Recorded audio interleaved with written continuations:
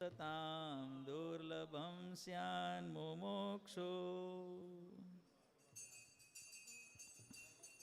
જય સદગુરુ સ્વામી પ્રભુ જય સદગુરુ સ્વામી સહજાનંદ દયાળુ બળવંત બહુ નામી ચરણ સરોજ તમારા વંદો કર જોડી ચરણે શીશ ધર્યા છે દુઃખના ધોળી નારાયણ હરધાતા નિજ ગુણ તનુ લાગી પામરપતિ અવતાર્યા અગણિત નર નારી નિત્ય નિત્ય નવતમ લીલા કરતા અવિનાશી તડગત તીરથ ચરણે કોટી ગયા કાશીપુર સોતમ પ્રગટનું જે દર્શન કરશે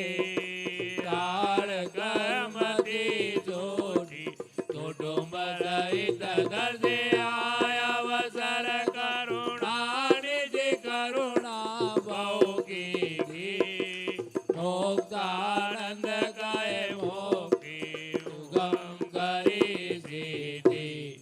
જય અબજી બાપા જય અબજી બાપા જય સ્વામી બાપા ઘરે અમારે આવ્યા અમને સુખ આપ્યા માતે બાદી પાગ સિંહાસને બેઠા હરિજનોને સંતો સૌ બેઠા હેઠા રે પેરો હાર ગજરા બેઉઆ રે અમને આપી પ્રસાદી હાથ મૂક્યા માથે હરિજન જોડી હાથ ઉભા સૌ આગે સદાય રાખજો બેડા એમ સૌ માની કૃપા કરીને બાપા બોલ્યા બહુ પ્રીતે સદાય રાખજો બેડા ધારજો દ્રઢ દિતે આત્યાંતિક કલ્યાણ કરવા અવની ઉપર આવ્યા અનાદિ મોક્ષની તિથિ સર્વોપરી લાવ્યા પ્રૌઢ પ્રતાપ જણાવ્યો પ્રગટ્યા સુખકારી રોષ્ટ પુષ્ટ મૂર્તિ પર દેવક બલિહારી. જય અબજી બાપા જય સ્વામી બાપા વાલા જય સ્વામી બાપા સ્વામી નારાયણ ગાદીને આદ્યાચાર્ય બાપા કેવળ કૃપા કરીને મૂર્તિ માલીલા પુરુષોત્તમ રૂપ કરીને રસ બસ કરી દીધા સર્વોપરી સિદ્ધાંતો જગમાં ફેલાવ્યા સિદ્ધિ સ્વયં બાપાથી સૌને ઓળખાયા દેશ વિદેશે વિચારે મંદિરો સ્થાપ્યા સર્વોપરી મૂર્તિઓ પધરાવી સુખ આપ્યા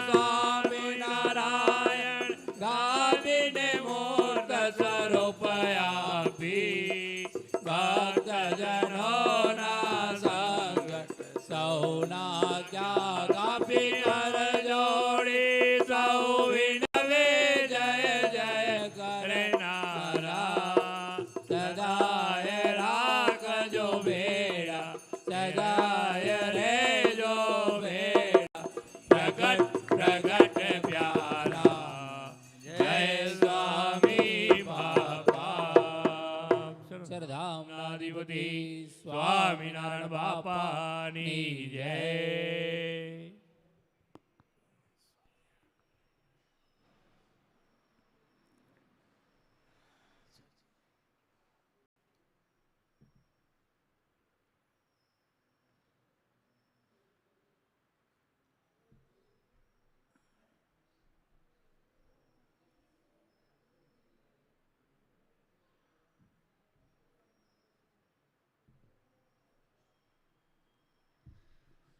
ऊर्ध्वं तथाधो न हि यस्य मानं तस्मिन् महोधान्मनिराजमानं मुक्तव्रजानामधिराजमानं श्रीस्वामिनारायणमानमामि श्रीस्वामिनारायणमानमामि ब्रह्माण्डसन्दो अविभासिकान्ते नैकात्मकल्याणनिगूढकान्ते मनुष्यरूपार्पितदिव्यशान्ते श्रीस्वामिनारायणमानमामि श्रीस्वामिनारायणमानमामि मनुष्यरूपं प्रतिमास्वरूपं तथाक्षरे धामनि दिव्यरूपं यस्यास्त्यभिन्नं कमनीयरूपं श्रीस्वामिनारायणमानमामि श्रीस्वामिनारायणमानमामि दिव्याम्बराभूषणभूषिताङ्गं दिव्याद्वितीयाकृतिमञ्जुलाङ्गं दिव्यत्वसम्पादकसङ्गीसङ्गं श्रीस्वामिनारायणमानमामि श्रीस्वामिनारायणमानमामि स्वस्वामिनारायणनाममन्त्रं स्वयं दिशन्तं भवपारयन्त्रं प्रौढप्रतापाश्रितलोकतन्त्रं श्रीस्वामिनारायणमानमामि श्रीस्वामिनारायणमानमामि योगाद्विनाकारितसत्समाधि सद्भक्तसङ्गातविनाशितादि सम्प्रापयन्तं तमनाद्युपाधि श्रीस्वामिनारायणमानमामि श्रीस्वामिनारायणमानमामि सर्वावतारा प्रविलापयन्तं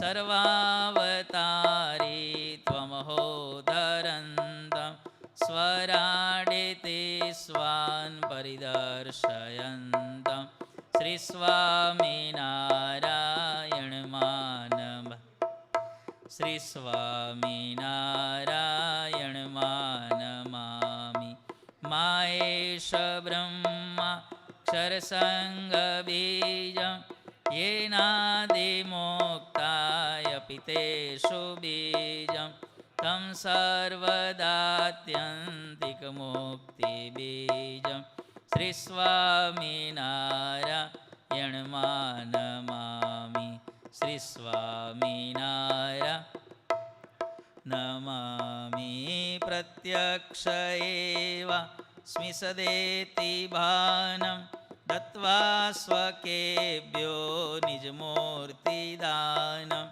यावद्रवीन्दो प्रकटप्रमाणं श्रीस्वामिनारायणमानमामि श्रीस्वामिनारायणमानमामि त्वमेव माता च पिता त्वमेव त्वमेव बन्धु च सखा त्वमेव त्वमेव विद्या द्रविणं त्वमेव त्वमेव सर्वं मम देवदेव त्वमेव सर्वं मम देवदेव निजाश्रितानां सकलार्तिहन्ता सद्धर्मभक्तेरवनं विधाता दाता सुखानां मनसेप्सितानां तनोतु कृष्णोऽखिलमङ्गलं न तनोतु अखिलमङ्गलं न मुखं करोति वाचालं पाङ्गुं लङ्घयते गिरिं यत्कृपातमहं वन्दे परमानन्दं वृषात्मजं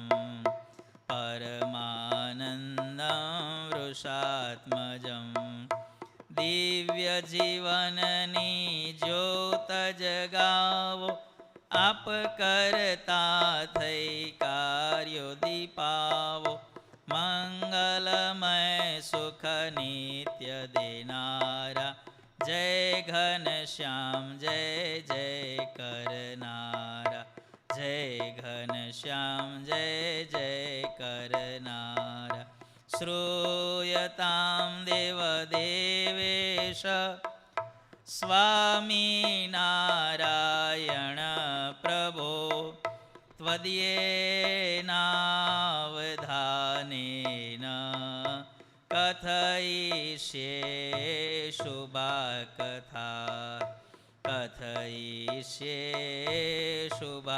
કથા શ્રી સ્વામિનારાયણાય નમો નમઃ નમો નમઃ શ્રી ઘનશ્યામાય નમો નમઃ નમો નમઃ શ્રી હરિકૃષ્ણાય નમો નમઃ નમો નમઃ શ્રી સહજાનંદાય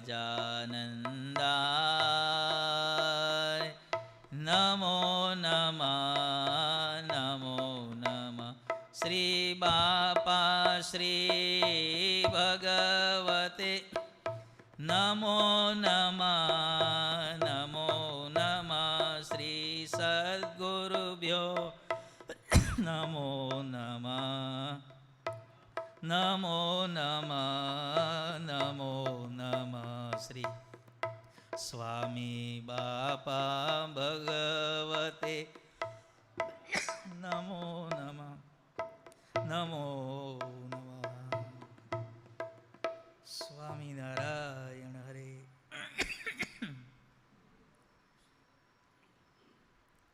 સદાય પ્રગટ અને પ્રત્યક્ષ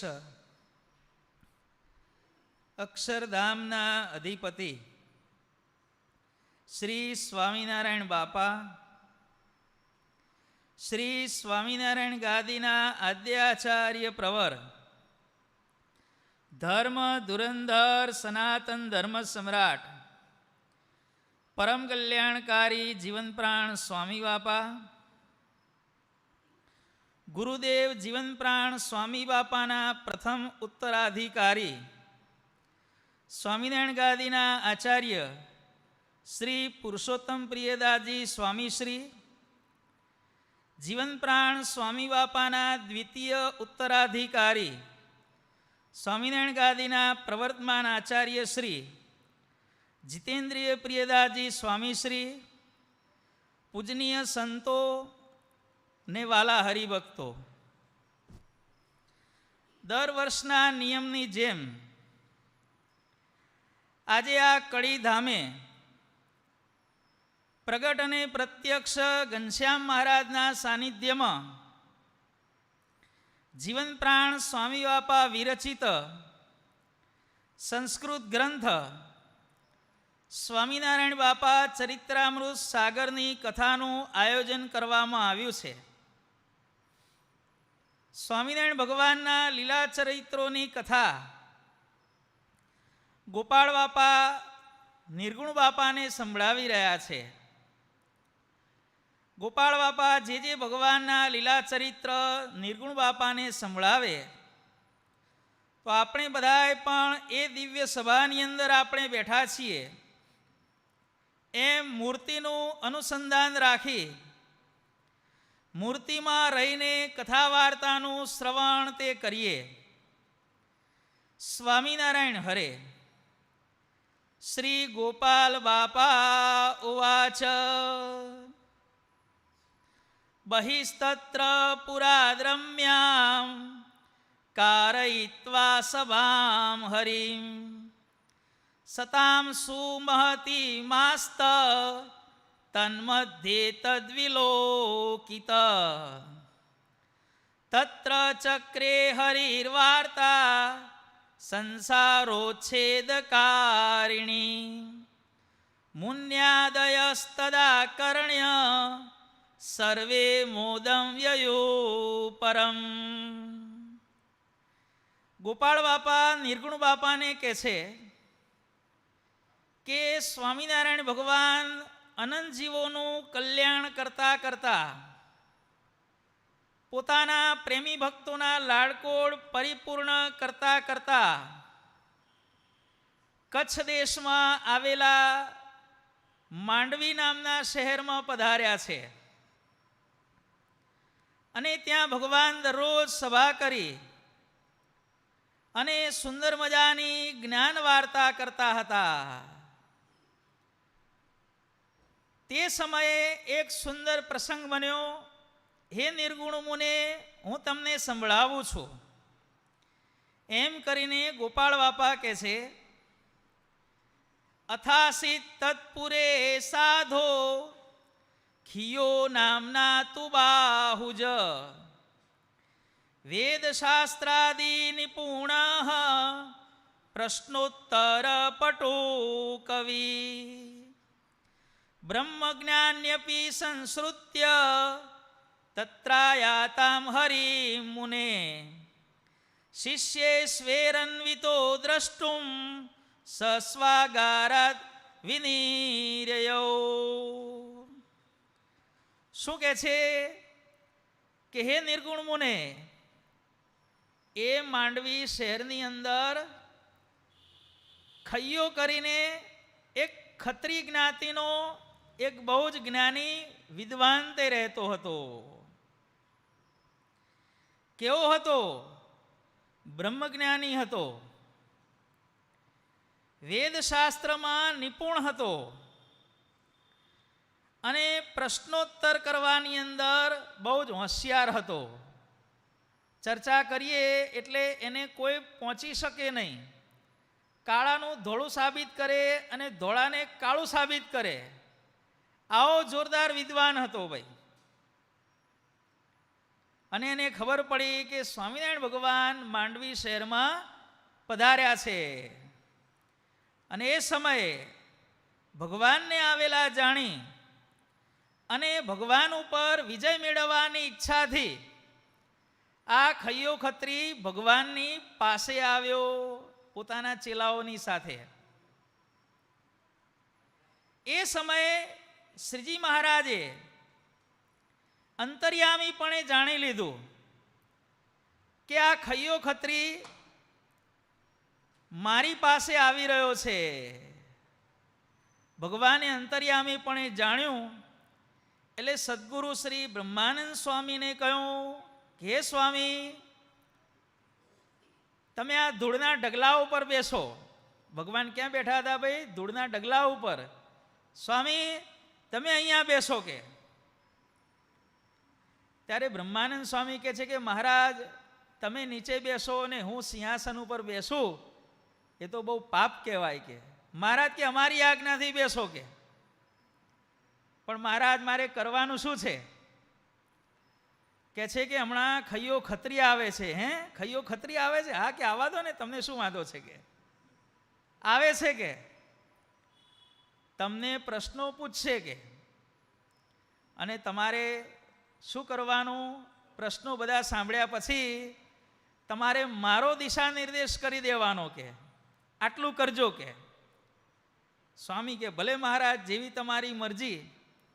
બ્રહ્માનંદ સ્વામી ઉચ્ચૈહિ સૈકતાસને આશયત, ઊંચા ધૂળના ઢગલા ઉપર વિરાજમાન થયા અને સ્વયં ઉપવિશ, ભગવાન પોતે નીચે બેઠા ભૂમિ ઉપર બધા સંતોની સાથે. આ પ્રમાણેની ઘટના બની. સામાન્ય રીતે આપણે જોઈએ, અહીંયા ગોપાળ બાપાએ બ્રહ્મજ્ઞાની શબ્દ વાપર્યો. બ્રહ્મ શબ્દ એનું સંસ્કૃત સાહિત્યની અંદર, ધર્મશાસ્ત્રોની અંદર ખૂબ જ મહત્વ કહેવામાં આવેલું છે. વિશ્વના તમામ ધર્મશાસ્ત્રોમાં, આપણી હિન્દુ સંસ્કૃતિના જેટલા પણ ધર્મશાસ્ત્રો છે, પછી ભલે નિરાકારવાદીના શાસ્ત્ર હોય, સાકારવાદીના શાસ્ત્ર હોય કે સદાય સાકારવાદીના શાસ્ત્ર હોય, ભગવાનને માનનારા શાસ્ત્ર હોય કે ભગવાનને નહીં માનનારા શાસ્ત્ર હોય, પણ દરેક શબ્દ, જે દરેક શાસ્ત્ર છે, એ દરેક શાસ્ત્રની અંદર બ્રહ્મ શબ્દ તો દરેકમાં આવે છે. આમ ભારતીય સંસ્કૃતિના તમામ સંપ્રદાયોમાં બ્રહ્મ શબ્દ છે એ સર્વ સ્વીકૃત અને સર્વમાન્ય શબ્દ છે. દરેકમાં જુઓ, નિરાકારવાદીઓ શું કહે છે? બ્રહ્મ, એકો બ્રહ્મ દ્વિતીયો નાસ્તિ. આપણે પણ કહીએ છીએ જીવ, માયા, ઈશ્વર, બ્રહ્મ અને પરબ્રહ્મ. હિન્દુ ધર્મના દરેક સંપ્રદાયમાં વપરાતો એક કોમન શબ્દ કયો છે? આ બ્રહ્મ શબ્દ છે. આપણને એમ થાય કે બ્રહ્મ શબ્દનું આટલું બધું મહત્વ શા માટે છે? તો સંસ્કૃત વ્યાકરણની રીતે આપણે જોઈએ તો બ્રહ્મ શબ્દની અંદર 4 વ્યંજનો રહેલા છે. બ્રહ્મ, બ, પછી એની જોડે ર, બ, પછી ર, પછી હ અને પછી મ. બ્રહ્મ શબ્દની અંદર 4 વ્યંજનો રહેલા છે. બ, ર, હ અને મ. આ 4 વ્યંજનો છે. હવે સંસ્કૃતની જે બારાખડી છે, એ બારાખડીને આધારે આપણે બ્રહ્મ શબ્દની જો મહત્તા જાણવાનો પ્રયત્ન કરીએ તો આપણને ખ્યાલ આવશે. સૌથી પહેલો વ્યંજન છે બ, બરોબર ને? બકરાનો બ. તો એનો નંબર કયો છે ભાઈ? બનો નંબર ક, ચ, ટ, ત, પ. બરોબર? આના ગ્રુપ છે બધા. ક, ખ, ગ, ગ, ઘ, ચ, છ, જ, જ, ય, ટઠ, ડ, ણ, તથ, દ, ધ, ન. 20 થયા. અને પછી પ, ફ અને બ. યાદ રાખજો ભાઈ, બનો નંબર કયો થયો? 23. બરોબર? બનો ક્રમાંક 23 આવે છે. અચ્છા, હવે બ પછી બીજો અક્ષર કયો છે? ર. રનો ક્રમાંક કયો આવે ભાઈ? પ, ફ, બ, ભ, મ. એટલે 25 થયા.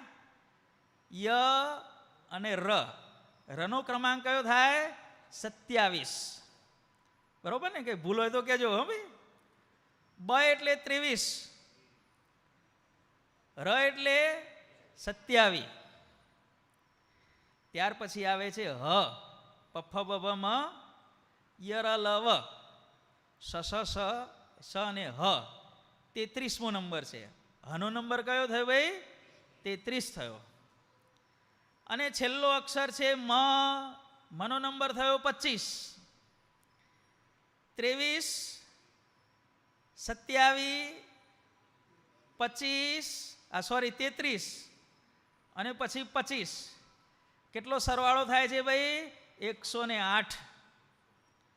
જેના વ્યંજનોનો સરવાળો 108 થતો હોય એવો સંસ્કૃત ભાષાનો લગભગ મોસ્ટ પ્રોબેબલી એકમાત્ર જો શબ્દ હોય તો એ શબ્દ કયો છે? બ્રહ્મ. કે જેના વ્યંજનોના ક્રમાંકનો સરવાળો 108 થાય છે. આ બ્રહ્મ શબ્દનું મહત્વ છે. અને સામાન્ય રીતે આપણે જોઈએ કે આ બ્રહ્મ શબ્દ છે ને એ સૌથી વજનદાર શબ્દ છે.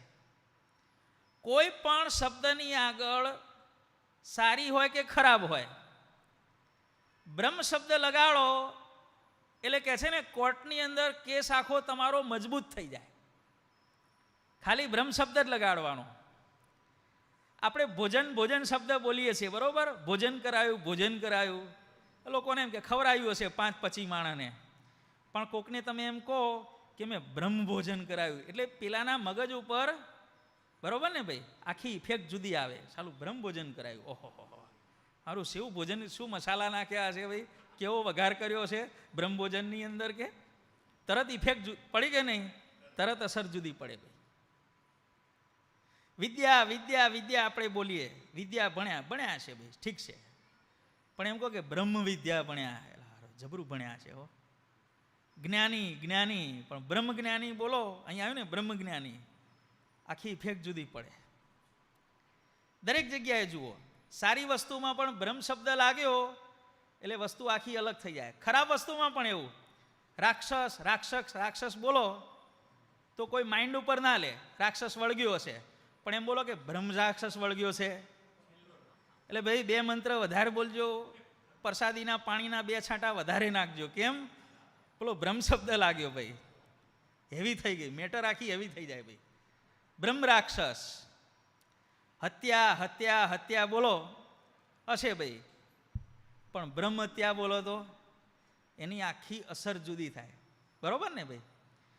બ્રહ્મ શબ્દ જેની આગળ લાગે એને આ બ્રહ્મ શબ્દ આખો હેવી બનાવી દે છે ભાઈ. આટલું બ્રહ્મ શબ્દનું મહત્વ કહેવામાં આવેલું છે. સરવાળો 108 થાય છે. તમામ સંપ્રદાયોમાં સર્વમાન્ય શબ્દ બ્રહ્મ છે, અને જેની આગળ લાગે એને હેવી બનાવી દે ભાઈ. આવો બ્રહ્મજ્ઞાની, આ ખૈયો ખત્રી ભગવાનની પાસે આવ્યો ભાઈ.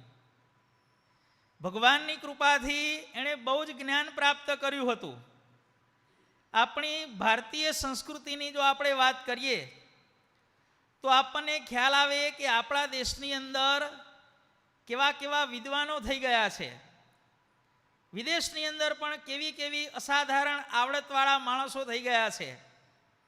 એની જો આપણે વાત કરીએ તો આપણને ખ્યાલ આવશે કે આજે સંસ્કૃત ભાષાનું લૌકિક રીતે કોઈ મહત્વ રહ્યું નથી, પણ લાગે છે કે ભવિષ્યમાં સંસ્કૃતનો જમાનો આવશે.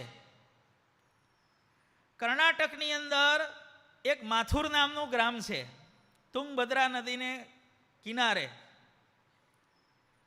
ત્યાંના 3000 માણસો છે ભાઈ, ગામની વસ્તી 3000ની છે. 3000 માણસો અત્યારે પરસ્પર સંસ્કૃત ભાષામાં વાતચીત કરે છે. સંસ્કૃત ગ્રામનો એને એવોર્ડ મળેલો છે. ફોન ઉપર વાત થાય તો સંસ્કૃતમાં વાત કરવાની. હવે એવું ન માનતા હો કે બધા ક્રિયાકાંડી બ્રાહ્મણો છે બધા ત્યાં. એ માથુર ગ્રામમાંથી અત્યારે 250 જણા આઈટીમાં નોકરી કરે છે. 3000માંથી 250 છોકરા આઈટીમાં નોકરી કરે છે, અને આઈટીમાં નોકરી કરતા છોકરાઓ પરસ્પર ખબર પડે કે આ મારા ગામનો છે તો નો ઇંગ્લિશ, નો હિન્દી, નો કન્નડ, કઈ ભાષામાં વાત કરવાની ભાઈ? સંસ્કૃતમાં વાત કરવાની. અમેરિકાની વૈજ્ઞાનિક સંસ્થાએ તપાસ કરાવી કે આપણે આર્ટિફિશિયલ ઇન્ટેલિજન્સ, એઆઈ જેને કહેવામાં આવે છે, કમ્પ્યુટરની આખી લેંગ્વેજ છે, આર્ટિફિશિયલ ઇન્ટેલિજન્સ, એમાં ભાષા કઈ વાપરવી? ત્યારે કોમ્પ્યુટરમાં એને એપ્લાય કરતાં ગુજરાતી એપ્લાય કરી, ઇંગ્લિશ, ફ્રેન્ચ, જર્મન, બધી કોઈ ભાષા ફિટ ના થઈ. એક ભાષા ફિટ થઈ, કઈ? સંસ્કૃત ભાષા ફિટ થઈ. સંસ્કૃતની અંદર પંડિતોએ એવી સુંદર મજાની રચનાઓ કરી છે, એવા શ્લોકો બનાવેલા છે કે આપણે સાંભળીએ તો આપણને આશ્ચર્ય થાય. શ્લોક આખો બનાવેલો હોય, પહેલી લીટી અને બીજી લીટી આખી રિવર્સમાં બનાવેલી હોય. બોલો આવી રચના ક્યાંય જોવા મળે છે? આપણે એક શ્લોક જોઈએ. તમ ભૂ સુતા મુક્તિ મુદારહાસમ વંદે યતો ભવ્ય ભવમ દયાશ્રી. બરોબર? ભલે શ્લોક યાદ ના રહે, ચિંતા ન કરતા, પણ આ શ્લોક છે ભાઈ. તમ ભૂસુતામ, બરોબર, આખો સુંદર મજાનો શ્લોક છે આ. તમ ભૂસુતા મુક્તિ, આ રામનો શ્લોક છે. પહેલી લીટી છે ને એમાં રામની સ્તુતિ છે ભાઈ. તમ ભૂસુતા મુક્તિમ, ભૂ એટલે પૃથ્વી અને એની પુત્રી અર્થાત સીતા, જમીનમાંથી નીકળ્યા હતા ને ભાઈ, જેણે સીતાને મુક્ત કરાવી. ઉદાર હાસમ, જેનું હાસ્ય ઉદાર છે, પ્રસન્નતા આખી અલૌકિક પ્રકારની છે. અને એવા શ્રી રામચંદ્રજીને હું નમસ્કાર કરું છું કે જેઓ દયાના નિધિ છે. બોલો, પહેલો શ્લોક આ રીતે છે. આખી શ્લોકની પહેલી લીટી તમ ભૂસુતા મુક્તિ મુદાર હાસમ, અને બીજી લીટી આખી રિવર્સમાં છે પાછી. છેલ્લો શબ્દ શું આવ્યો? દયાશ્રી. તો આ બીજી લીટીમાં પહેલો અક્ષર કયો આવે? શ્રી. યાદવમ. બીજી લીટીમાં કૃષ્ણનો મહિમા છે. બોલો, રિવર્સમાં લીટીમાં કૃષ્ણનો મહિમા પાછો. શ્રી યાદવમ, યાદવ કુળમાં જન્મેલા. જો ભવ્ય ભતોય દેવમ, સૂર્ય ચંદ્ર પછી સમુદ્ર દરેકના સ્વામી. સંહારદા મુક્તિદાનમ, પોતાનો વધ કરવા આવેલી પૂતનાને જેમણે મુક્તિ આપી. આવા સકલ બ્રહ્માંડના અધિપતિ શ્રી કૃષ્ણને નમસ્કાર કરું છું. બોલો, કેટલો સુંદર મજાનો શ્લોક છે. પહેલી લીટી રામની સ્તુતિ છે અને આખો શ્લોક રિવર્સમાં બનાવ્યો. એ રિવર્સમાં લીટીમાં શ્રી કૃષ્ણની સ્તુતિ છે. બોલો, આવા વિદ્વાનો આપણા દેશની અંદર થઈ ગયા છે ભાઈ. ત્યાર પછી આપણે વાત કરીએ કે ભોજ રાજાના દરબારમાં કાલિદાસ નામના વિદ્વાન હતા ભાઈ. એ કાલિદાસ વિદ્વાન એટલા બધા વિદ્વાન હતા અને ભોજ રાજાના દરબારમાં એટલું બધું શિક્ષણને મહત્વ આપવામાં આવતું કે સામાન્ય લોકો પણ કવિતાઓ કરતા થઈ ગયેલા.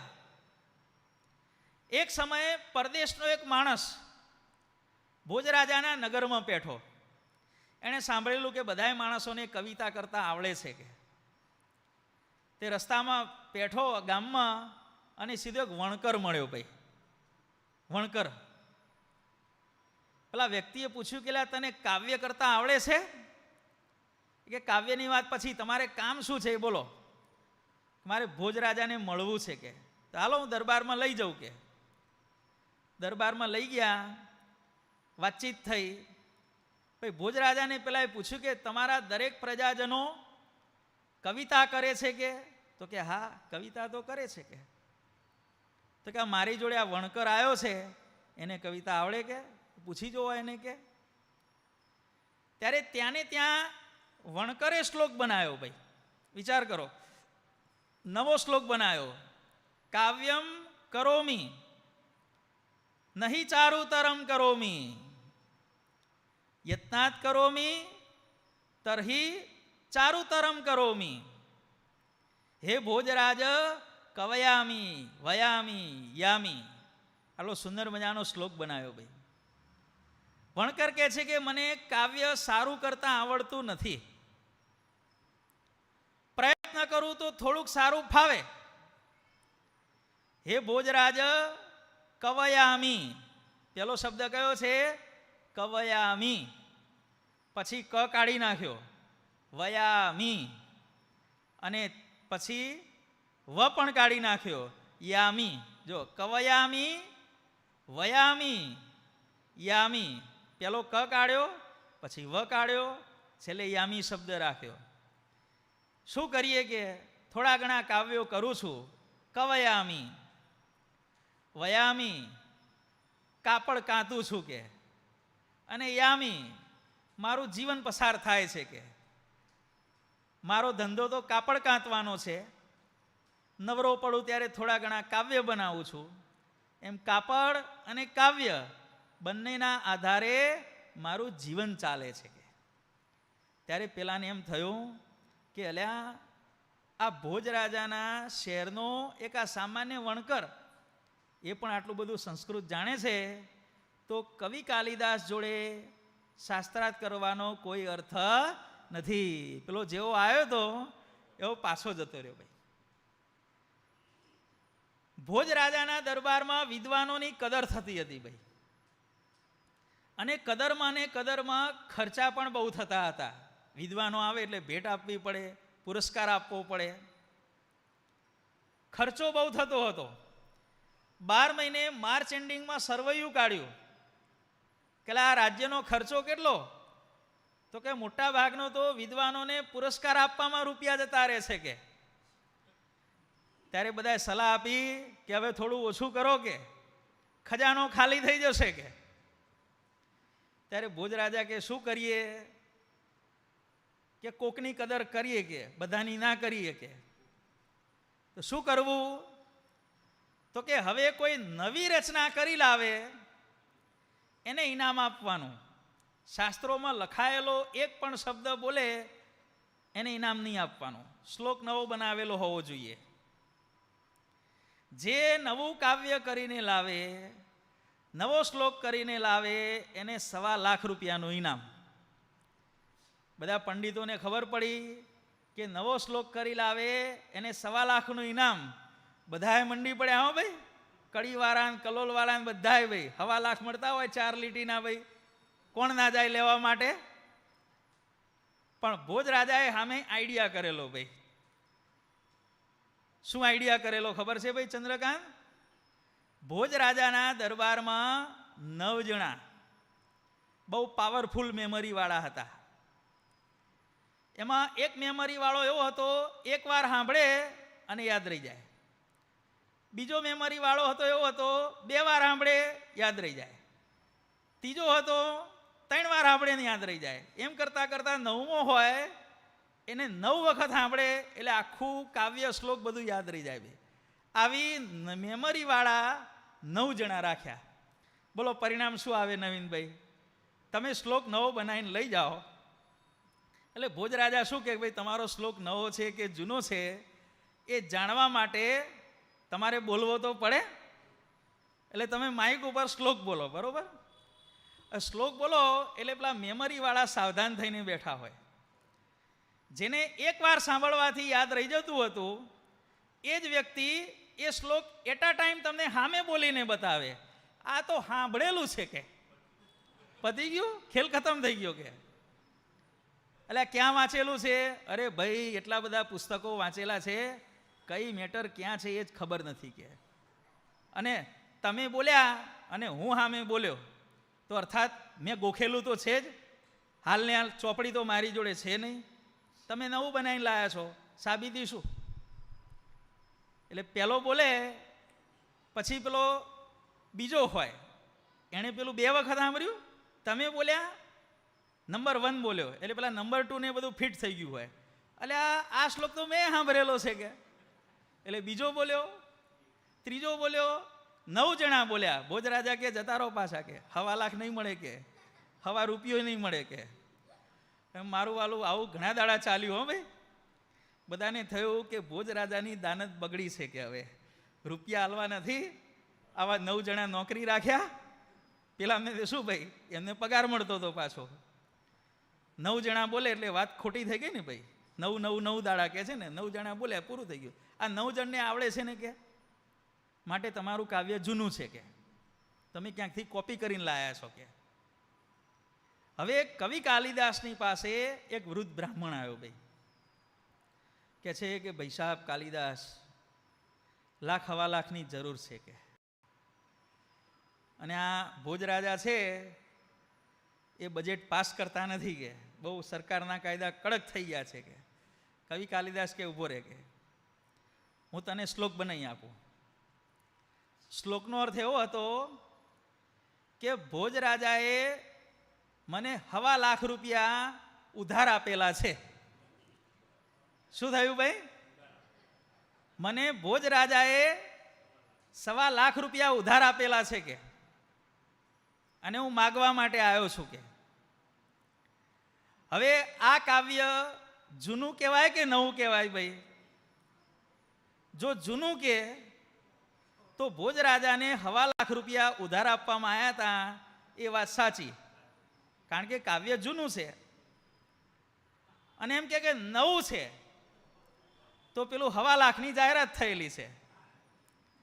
એટલે ભોજ રાજાને સંશય થયો કે આ બ્રાહ્મણની રચના નથી, કે આમાં બીજા કોઈ કવિની અક્કલ કામ કરી ગયેલી છે, આના વેતા નથી લાગતા આવું કાવ્ય બનાવવાના, કે આટલી બધી બુદ્ધિ હોય એવું લાગતું નથી.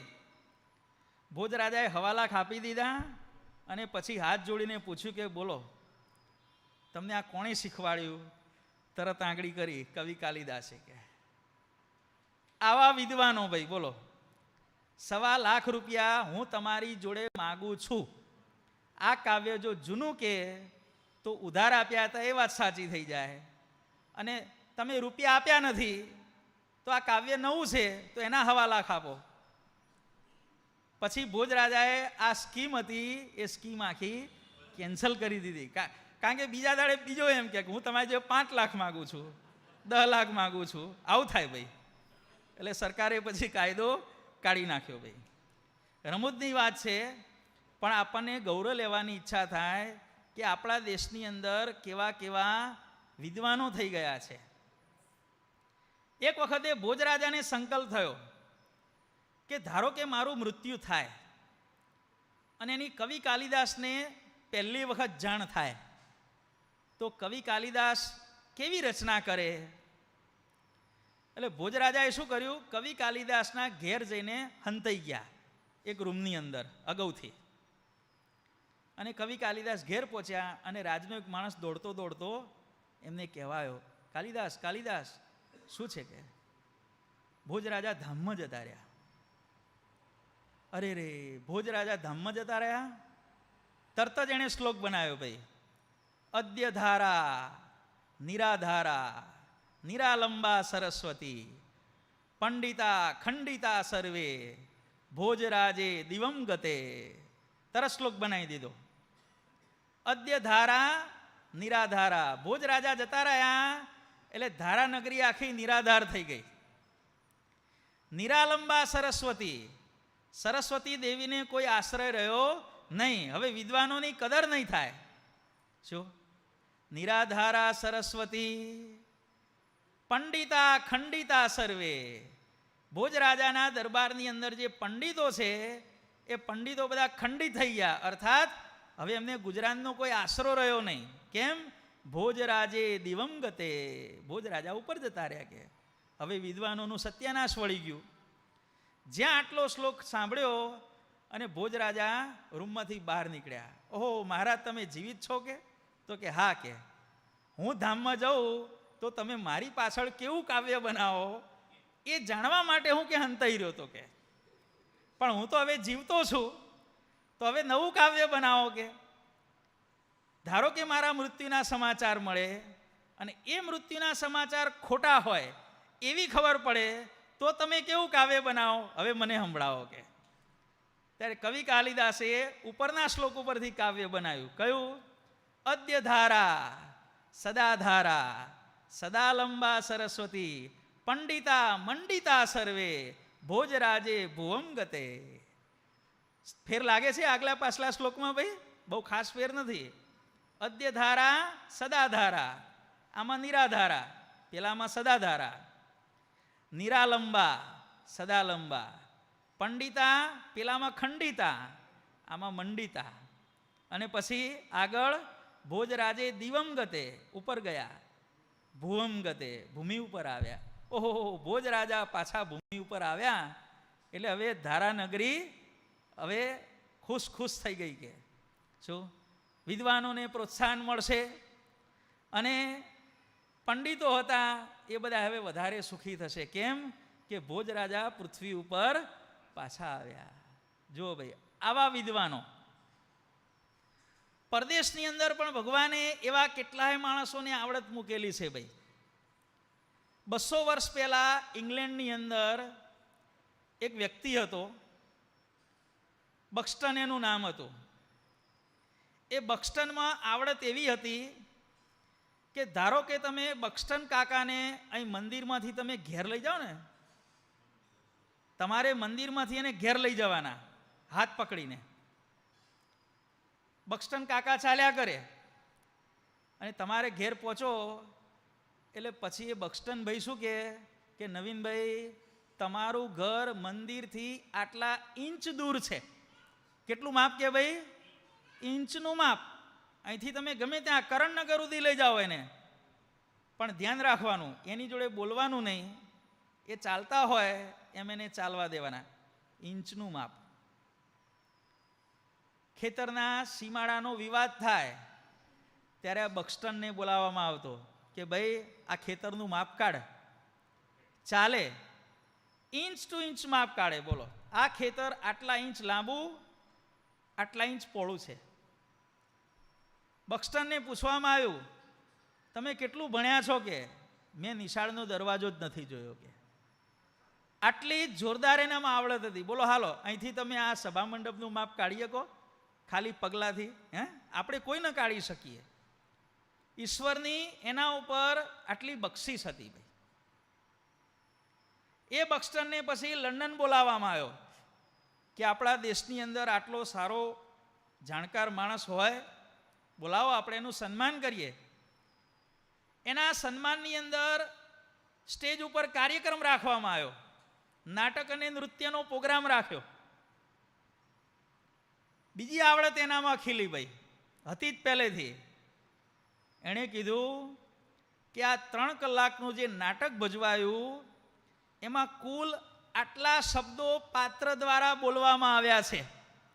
બોલો હાલો, આપણે અહીંયા મંદિરમાં પ્રોગ્રામ થાય, ધાર્મિક સાંસ્કૃતિક કાર્યક્રમ, આખો કાર્યક્રમ જોવાનો અને પાત્રો કેટલા સંવાદમાં કેટલા શબ્દો બોલ્યા. તું અહીં આવ, તું અહીં આવ, 3 શબ્દ થયા. બરોબર? મારે પાણી પીવું છે, 4 શબ્દ થયા. તો આખા પ્રોગ્રામમાં જેટલા પણ શબ્દો હોય એ શબ્દો યાદ રાખવાના.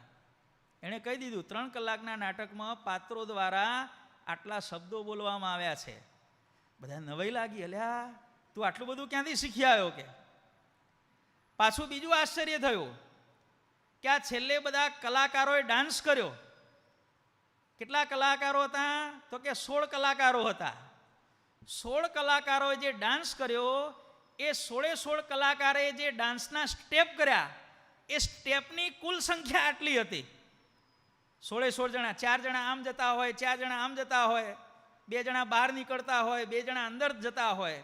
દરેકના સ્ટેપ ગણવાના. બોલો, 16 કલાકારોના સ્ટેપ એટ અ ટાઈમ ગણી અને એની કુલ સંખ્યા કહી શકાય ભાઈ? આવી ભગવાને, ભલે આપણે આપણી જાતને બુદ્ધિશાળી સમજતા હોઈએ, પણ વિશ્વની અંદર આવા કેટલાય માણસો પડેલા છે ભાઈ. બીડર નામનો એક માણસ હતો. 40 આંકડાની સંખ્યા બોલી જવાની. જે મોબાઈલ નંબર 10 આંકડાનો બોલો છો ને, 40 આંકડાની સંખ્યા બોલી જવાની અને એટ અ ટાઈમ 40 આંકડાની જે સંખ્યા આપણે બોલ્યા હોય ને એ આપણને સંભળાવે. એટલું જ નહીં, એ 40 આંકડાની રિવર્સમાં સંખ્યા આપણને સંભળાવે. બોલો, છે કોઈ નામ તાકાત આટલી ભાઈ? આવી આવડતો, કેટલાય પ્રકારની શારીરિક ક્ષમતાઓ, કેટલાય પ્રકારની માનસિક ક્ષમતાઓ ઈશ્વરે આ દુનિયાના દરેક વ્યક્તિની અંદર મૂકેલી છે. અને એ આવડતને બહાર કાઢવા માટે શિક્ષણ છે ભાઈ. શિક્ષણનો મિનિંગ શું છે ભાઈ? શિક્ષણને ઇંગ્લિશમાં કહેવામાં આવે છે એજ્યુકેશન. એજ્યુકેશન શબ્દનું વ્યુત્પત્તિ આપણે કરીએ. એજ્યુકેશન એટલે શું? ઈ એટલે એજ્યુકેશન જે શબ્દ છે એ ઈ વત્તા ડ્યુકેશન. ઈ વત્તા ડ્યુકેશન. ઈ એટલે શું? એક્સ. ઈ એક્સ, બહાર લાવવું. અને ડ્યુકેશન, જે કંઈ અંદર ભરેલું છે એને બહાર લાવવાની ક્રિયા, એને કહેવામાં આવે છે શિક્ષણ. શિક્ષણનો અર્થ છે પરમાત્માએ વ્યક્તિના હૃદયમાં મૂકેલી ક્ષમતાઓને બહાર લાવવાની જે ક્રિયા છે એ ક્રિયાને કહેવામાં આવે છે શિક્ષણ. આ શિક્ષણની સાચી વ્યાખ્યા છે ભાઈ એજ્યુકેશન શબ્દની. આવી આવડતો વાળા માણસો, આ ખૈયો ખત્રી પણ એવો જ્ઞાની હતો ભાઈ. અને એટલો બધો જ્ઞાની હતો કે છે કે બ્રહ્મજ્ઞાની હતો. કેટલાયને જીતીને એણે પોતાના શિષ્ય કર્યા હતા. આવો ખૈયો ખત્રી મહારાજની પાસે આવ્યો અને મહારાજની પાસે આવી અર્થાત બ્રહ્માનંદ સ્વામીની પાસે આવી, કારણ કે ઢગલા ઉપર તો સ્વામી બેઠા હતા. તાવત તત્ર ભૂરી પ્રષ્ટુમના ખિયમતમ હરિમ વિજિગીષયા શિષ્ય સહ જયઘોષ સમન્વિતમ આયયો. પોતાના શિષ્યો એના દ્વારા જેણે જય જયકાર કરેલો છે, આવો ખૈયો ખત્રી સભામાં આવ્યો અને બ્રહ્મમુનિમ પ્રોચે, બ્રહ્માનંદ સ્વામીને કહેવા લાગ્યો, ત્વમ મદીય પ્રશ્નાન સમાધાતુમ અરસી. હે બ્રહ્મમુનિ, હે ભગવાન સ્વામિનારાયણ, તમે મારા પ્રશ્નના ઉત્તર તે કરો. ત્યારે બ્રહ્માનંદ સ્વામી કહે છે કે શું પૂછવાનું છે? મેં 108 પ્રશ્નો નક્કી કરેલા છે કે. ત્યારે બ્રહ્માનંદ સ્વામી કહે છે કે તું મને એક પછી એક પ્રશ્ન ન પૂછીશ, એકી હંગાતે 108 પ્રશ્ન બોલી જા કે, પછી હું ઉત્તર કરીશ કે. 108 પ્રશ્નો આ ખૈયો ખત્રી બોલી ગયો. અને પછી બ્રહ્માનંદ સ્વામી બોલ્યા કે હે ખૈયા ખત્રી, તે જે આ 108 પ્રશ્ન પૂછ્યા એના ઉત્તર કરવા એ અમારું કામ નથી કે. આવા સામાન્ય પ્રશ્નોના ઉત્તર તો અમારા એક આ નાના સ્વામી કે હમણાં જ થયા છે કે એ કરશે કે. તારા જેવા આવા પ્રશ્નોના ઉત્તર કરવા અમારી શોભા નથી કે. કોણ કરશે? તો કહે છે કે આ સહજાનંદ સ્વામી છે કરશે કે. આવા નાના સ્વામી જ છે કે હમણાં જ સાધુ થયા છે કે, 2-3 વર્ષ થયેલા ભગવાનને ભાઈ દીક્ષા લીધે, અને ઉંમર કેટલી હતી? 24 વર્ષની ભાઈ. એ કરશે કે. સ્વામિનારાયણ ભગવાને એના 108 પ્રશ્નોના ઉત્તર જે ક્રમમાં એણે પ્રશ્ન પૂછ્યા હતા એ જ ક્રમની અંદર મહારાજે વેદશાસ્ત્ર પ્રમાણતઃ ક્રમતઃ સમાધાનમ ચક્રે, ક્રમસર તમામ પ્રશ્નોનું સમાધાન તે કર્યું.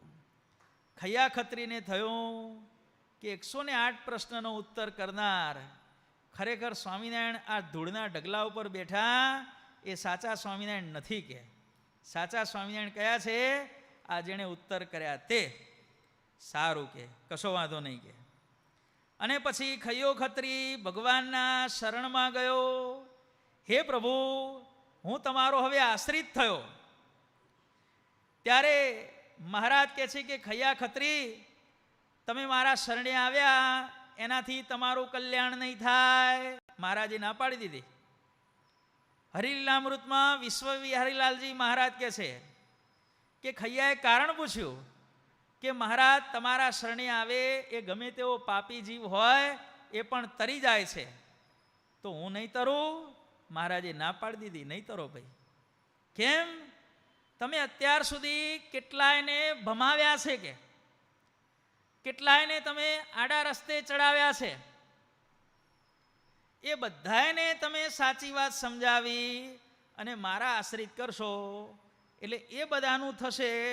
પછી છેલ્લો તમારો નંબર લાગશે કે તમે જેટલા પેસેન્જરોને અવળા રસ્તે ગાડીમાં ચડાયા છે એ ગાડીમાંથી બધાને ઉતારો પહેલાં, અને એમાંથી પછી હવળા રસ્તે ગાડીમાં બધાને ચડાવો અને પછી તમે બેહો, પછી તમારો મોક્ષ થશે ભાઈ.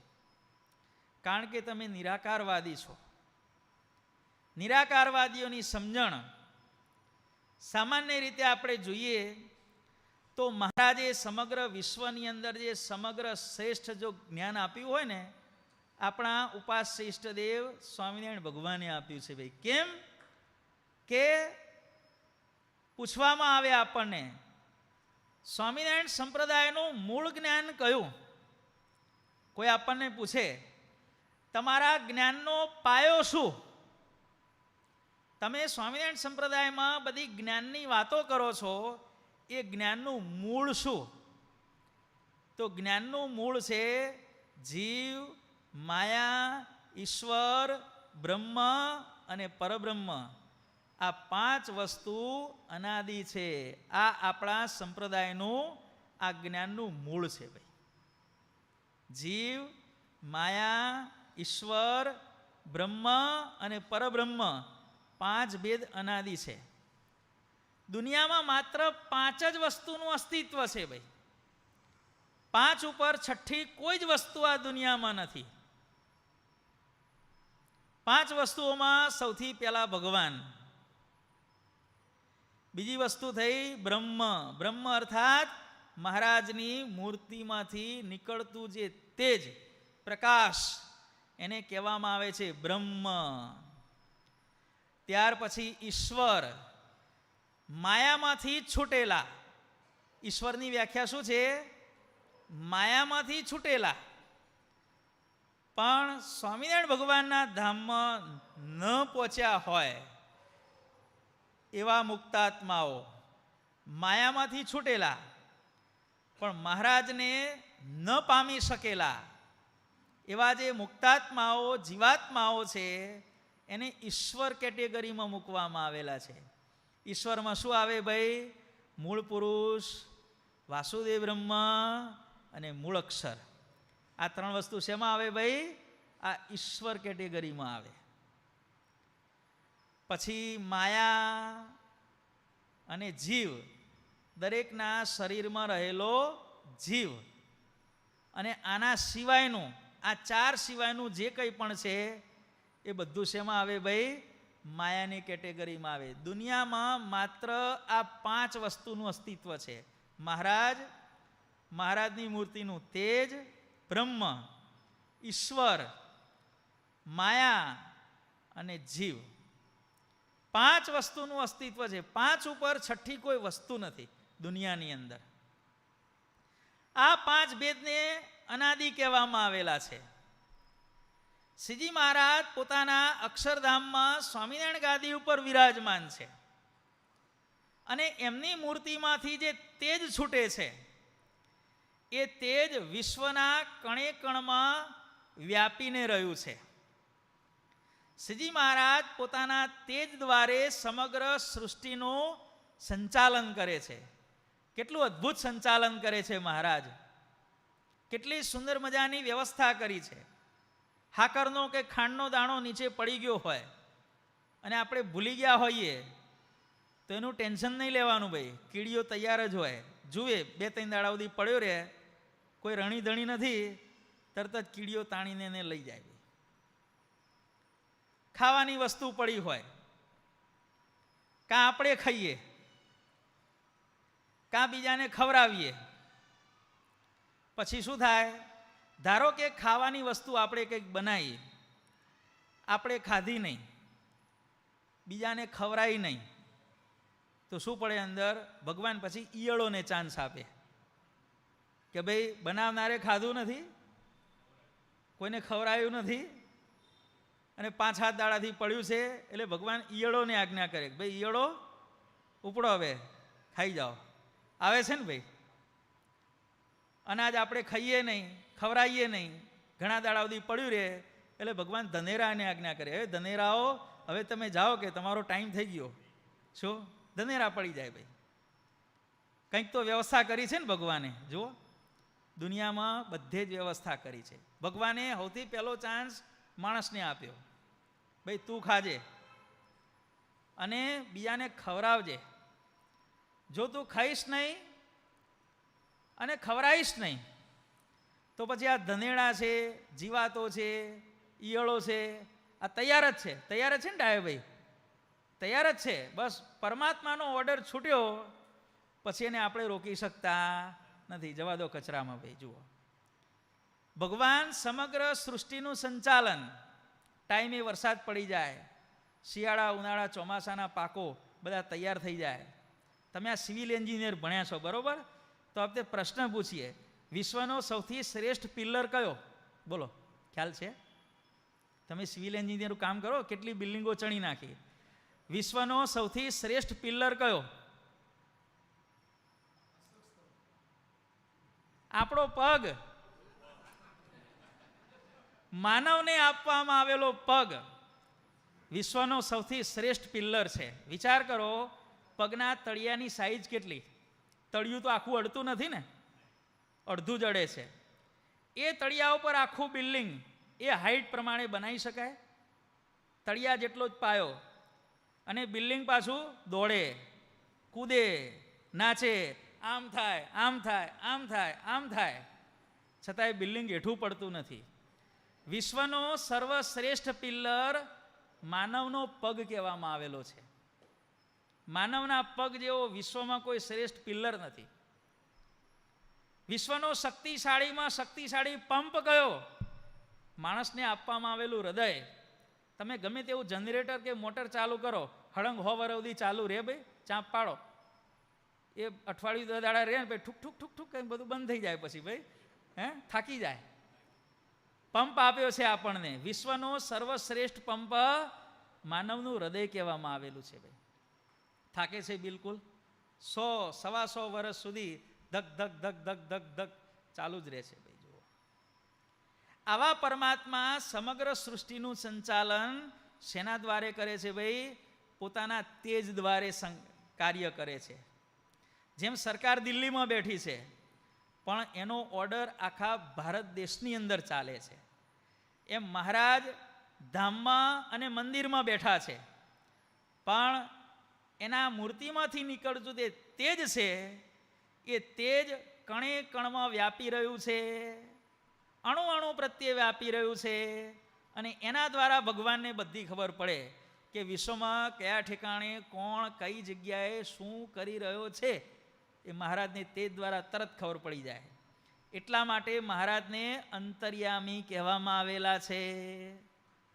આ સાચી સમજણ છે ભાઈ. હવે જેને સાકારની ઉપાસના નથી, ભગવાન સર્વવ્યાપી છે એમ માનીને જે બ્રહ્મને ભગવાન માની લે છે. જો બ્રહ્મવાદીઓ ભૂલ ક્યાં કરે છે? ભગવાનનું તેજ સર્વત્ર વ્યાપી રહ્યું છે, તેજને કહેવામાં આવે છે બ્રહ્મ. બ્રહ્મ સર્વત્ર વ્યાપી છે કે તમારામાં છે, મારામાં છે, આનામાં છે, પેલામાં છે. માટે હું પણ ભગવાન, તમે પણ ભગવાન, કારણ કે બ્રહ્મ તો દરેકમાં રહેલું છે ભાઈ.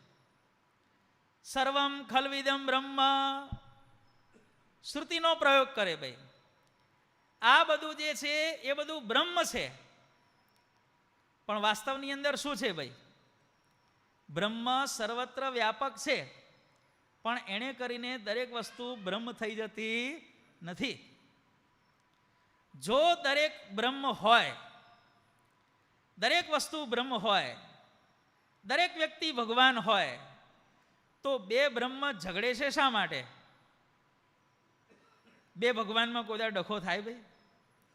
બે બ્રહ્મ ઝઘડે છે શું કરવા? આ પણ બ્રહ્મ છે, આ પણ બ્રહ્મ છે, તો શત્રુ મિત્રનો ભેદ કેમ છે? એક બ્રહ્મ બીજા બ્રહ્મને મારે છે કેમ? સર્પના મોઢામાં દેડકો હોય, દેડકાને સાપ ગળી રહ્યો હોય, અને એ સમયે દેડકાના મોઢા આગળથી જીવડું પસાર થાય, તો દેડકાને શું થાય? મરતા મરતા પણ લાઈને એક જીવડું ખાઈ લઉં, અને દેડકો સીધી જીભ બહાર કાઢે હો, અને જીવડું ખાઈ જાય. દેડકો પોતે સાપ દ્વારા ખવાઈ રહ્યો હોવા છતાં જીવડાને ખાવાની ઈચ્છા રાખે છે. તો શું થયું? સાપરૂપી બ્રહ્મ હતું એ દેડકા બ્રહ્મને મારી રહ્યું છે. દેડકા બ્રહ્મ છે એ જીવડાને મારી રહ્યું છે. જો બધું જ બ્રહ્મ હોય તો બ્રહ્મ બ્રહ્મ વચ્ચે ઝઘડો કેમ થાય? ખ્યાલ આવે છે ને ભાઈ? આ બધી જ્ઞાનની વાતો છે બધી. એ બ્રહ્મ બ્રહ્મ વચ્ચે સંઘર્ષ શા માટે? દરેક વસ્તુ જો બ્રહ્મ હોય તો બ્રહ્મ બ્રહ્મ વચ્ચે શત્રુતા શા માટે? ઇતિ સિદ્ધાંત. માટે દરેક વસ્તુ બ્રહ્મ છે એ વસ્તુ હંમેશા ખોટી છે. બ્રહ્મ બ્રહ્મ વચ્ચે ક્યારેય ઝઘડો ન થાય. આપણા જીવન પ્રાણ સ્વામી બાપાએ સુંદર મજાનું દ્રષ્ટાંત આપ્યું કે એક ભાઈ રસ્તામાં જતા હતા, અને એ વખતે શું થયું? સામેથી એક હાથી આવતો હતો, અને હાથી ગાંડો થયેલો ભાઈ, અને ઉપર મહાવત બેઠેલો. બધાને કે ભાઈ આગા રહેજો, આગા રહેજો, આગા રહેજો, આગા રહેજો. અને એક આવા બ્રહ્મવાદી હતા, બધું બ્રહ્મ છે કે હું બ્રહ્મ, હાથી બ્રહ્મ કે બ્રહ્મ બ્રહ્મને શું કરવાનું કે? એટલે આઘા જાઓ નહીં, સર્વમ ખલ્વિદમ બ્રહ્મ કે બધું બ્રહ્મ છે કે મને શું થવાનું છે કે? બધાએ કીધું એટલે આગો જા, બોલો મહાત્મા, એટલે મૂર્ખના સરદાર આમ ખસી જા. ના, હું બ્રહ્મ છું કે હાથી બ્રહ્મ છે. અને હાથી પછી ભગવાનની દયાથી બચી ગયા, પણ ડેમેજ એટલું ભયંકર થયું કે આખી જિંદગી પથારીમાંથી ઊભા થઈ શક્યા નહીં. પછી બધા તમારા જેવા હરિભક્તો ખબર કાઢવા ગયા ભાઈ કે લા શું થયું કે સાલું હું તો આથી મને કચરી નાખ્યો કે પણ તમારે આઘા જવું હતું ને ખબર ના પડી ગાંડો થયો તો કે હું બ્રહ્મ હાથી બ્રહ્મ શું બ્રહ્મને શું કરે કે ત્યારે પેલા તમારા જેવા હરિભક્તો ખબર કાઢવા ગયા હતા ને એણે કીધું કે ભાઈ તું બ્રહ્મ તો એ વાત સાચી, ચલ તારા ભેગા એગ્રી, હાથી પણ બ્રહ્મ તો, પણ પેલો હાથી ઉપર બેઠેલો માવત રાડો પાડતો તો એ બ્રહ્મ નહીં કે? એટલે હા એ બ્રહ્મ હો કે. તો તારે ઉપરવાળા બ્રહ્મનું માનવું હતું ને કે નીચેવાળા માવત બ્રહ્મ હતો કે નતો? હા કે માવત પણ બ્રહ્મ ખરો, તો એ બ્રહ્મનું ના માન્યું, એનું ફળ તમે આ ભોગવો છો કે. એટલે બધી જગ્યાએ બ્રહ્મ બ્રહ્મ બ્રહ્મ બ્રહ્મ કરે ને એની છેલ્લે દશા આ થાય. સત્સંગ કથા સાગરની અંદર બ્રહ્મવાદીની દશા શું થાય? એક ગામમાં એક પંડિતજી કથા કરવા આવ્યા ભાઈ, અને બધી આવી બ્રહ્મની વાતો કરવા માંડ્યા. સર્વમ ખલીદું બ્રહ્મ ને બધી શ્રુતિઓના અર્થ ખોટા ખોટા ખોટા ખોટા, બધું બ્રહ્મ છે ને. હવે બધાને બ્રહ્મ માને એટલે શું થાય? સ્ત્રી પુરુષનો કે મા બેનનો પણ ભેદ રહ્યો નહીં. આ વસ્તુ ખાવી ના ખાવી બધું બ્રહ્મ છે કે. ડુંગળી એ બ્રહ્મ, લસણ એ બ્રહ્મ, શું ભાઈ રોટલી શાક એ બ્રહ્મ, બધું બ્રહ્મ છે, ખવાય કે. એટલે ખાવા પીવાનો નિયમ રહ્યો નહીં, મા બેન દીકરીની મર્યાદાનો કોઈ સવાલ રહ્યો નહીં. સવારે નાવું ના નાયેલો એ બ્રહ્મ, નાયેલો હોય એ પણ બ્રહ્મ, સોળે બોળેનો કોઈ પ્રશ્ન ના રહ્યો, બરોબર. એટલે આવી બધી વાતો કરવા માંડ્યા. ત્યારે કોઈક વિદ્વાન અને સમજુ માણસ હતો, એને નક્કી કર્યું કે આમને મારે પાઠ ભણાવવો પડશે કે. એક વખતે પ્રાર્થના કરી કે ભૂદેવ તમે મારે ઘેર જમવાના પધારો. હા કે આવું કે, મને કોઈ વાંધો નથી કે. ક્યારે આવું? આવતીકાલે આવો કે. પંડિતજી તૈયાર થઈ, કથા પૂરી થઈ, 11 સાડા 11 એના ઘેર જમવા ગયા. લો પંડિતજી હાથ ધોઈ લો કે. તમે આયા હાથ પગ ધોઈ લો. અરે મૂર્ખના સરદાર, મેં મારી જ્ઞાન ગંગામાં ક્યારના હાથ પગ ધોઈ નાખ્યા છે કે. શું મારી જ્ઞાન ગંગા કેટલી વિશાળ છે કે? જોઈ છે કે? ના કે નથી જોઈ કે. હાથ પગ ધોઈ લીધા? સારું આવો કે. થોડી વાર બેઠા, વાતો કરી, જમવાનો સમય થયો. એટલે બ્રાહ્મણો હંમેશા સ્નાન કરતા પહેલા, જમ્યા પહેલા સ્નાન કરે. પંડિતજી નાહી લો કે. અરે મૂર્ખ, ક્યારનું મારી જ્ઞાન ગંગામાં સ્નાન કરી લીધું છે કે. ઓહો, તમે જ્ઞાન ગંગામાં સ્નાન કરી લીધું? હા કરી લીધું કે. સારું સારું, કશો વાંધો નહીં. અને પછી પેલા બરોબર જમાડ્યા. હો, વસ્તુ કેવી બનાવેલી ભાઈ? દૂધપાક બનાવેલો. પાણી માગે ને ભાઈ. હવે દૂધપાક હોય એટલે સિસ્ટમ હોય કે એની જોડે બધું હોય. પછી પત્તરવેલિયા હોય, બરોબર, પૂરી હોય, બટાકાની સૂકી ભાજી હોય, આ બધું સિસ્ટમ હોય બધી. આ હોય એટલે આ હોય. પછી છેલ્લે ભાત ને કઢી હોય, બધું ગરમા ગરમ. અને આવું જમાડ્યું.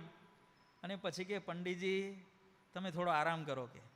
આરામ કરવા ગયા અને પેલા દરવાજાને તાળું વાખી દીધું. હવે દૂધપાક બરોબર પીવડાયેલો, બટાકાની ભાજી થોડીક તીખી બનાવેલી, પત્તરવેલિયા બનાવેલા, છેલ્લે કઢી બરોબર પીવડાવી. શું પરિણામ આવે કનુભાઈ? તરસ લાગી. તરસ લાગી. જોયું આજુબાજુ માટલું કે કશું હતું નહીં. દરવાજો ખખડાયો, બંધ હતો. અડધો પોણો કલાક રાહ જોઈ. અરે ભૂદેવ ખોલો કે. શું જોઈએ પંડિતજી? પાણી જોઈએ છે કે. કેમ તમારે પાણી જોઈએ છે કે? તો પેલા તરસ લાગી છે, ત્યાં ખવડાવ્યું છે, પાણી માગે છે કે. તો પંડિતજી એક કામ કરો ને, તમારી જ્ઞાન ગંગામાં ઘણું પાણી છે કે, એ જ્ઞાન ગંગામાંથી પાણી પી લો કે. અરે પણ કે જ્ઞાન ગંગામાંથી પાણી ક્યાંથી પીવું કે? તો જે જ્ઞાન ગંગામાં હાથ ધોઈ શકાય, જે જ્ઞાન ગંગામાં પગ ધોઈ શકાય, જે જ્ઞાન ગંગામાં નાહી શકાય, એમાંથી એક લોટો લઈને પાણી પી લો કે. પછી તો પેલા કે ખોલ ભાઈ. ના ખોલ્યું, ના ખોલ્યું. 2 કલાક સુધી પેલાને બરોબરના રમરમાયા. અને પછી કીધું જો કથામાં હવે આ બ્રહ્મની જો વાતો કરી છે ને, ત્યારે તમારી વાત છે કે સમજી લેજો કે. બોલો, ભગવાનની ભક્તિની વાત કરો કે. બધું બ્રહ્મ કરીને અમારા ગામને બગાડવા આવ્યા છો કે. પછી પેલા માફી માગી અને ભાઈ જતા રહ્યા. બ્રહ્મમાં આવું થાય ભાઈ. હંમેશા એટલું યાદ રાખવાનું, વેદોમાં જે શ્રુતિઓ કહેવામાં આવેલી છે ને એ કોઈ જ ખોટી નથી, પણ પાછળથી આપણે ખોટો અર્થ આપણે ઊભો કરેલો છે. ઘણા મૂર્ખના સરદારો શિક્ષાપત્રીમાંથી પણ અવળો અર્થ કાઢતા હોય છે. મહારાજે આજ્ઞા કરી ને પર સ્ત્રીનો સંગ ન કરવો, તો એનો અર્થ કેટલાક બુદ્ધિના ડાપણવાળા કેવો અર્થ કરે છે ખબર છે? પર સ્ત્રીનો સંગ ન કરવો. પર એટલે પર શબ્દ જુદો કરી નાખે આ લોકો. 52 સ્ત્રીનો સંગ ના કરવો કે 51 સુધી વાંધો નહીં. શું? પર સ્ત્રીનો સંગ કરવો નહીં. 51 સ્ત્રીઓ જોડે આડા સંબંધો રાખો, 52 નહીં પહોંચવાનું કે લાઈફમાં, 51 સુધી વાંધો નહીં. આવો અર્થ ઘણા બુદ્ધિના બેલ હોય, જેણે પોતાની બુદ્ધિ બીજાને ત્યાં ગીરો મૂકી હોય, આવા લોકો આવો અર્થ પણ કરતા હોય છે.